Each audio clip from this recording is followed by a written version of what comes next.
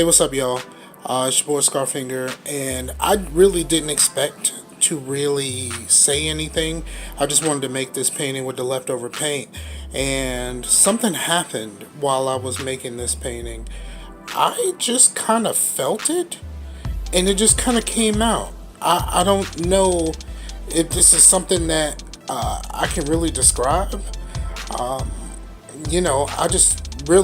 was just gonna throw some paint into the cup, pour it on the canvas, but something told me, something told me to do it this way, and I really like how it came out.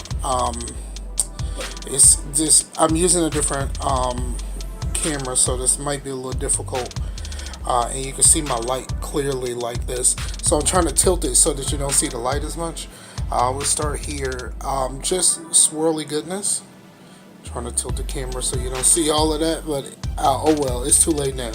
You can see it. And then this was kind of on the side, and if you can see in the rest of the first part of the video, I kind of tilted this back across because I saw it and it just kind of spoke to me, and it just looked better, so I decided to do that.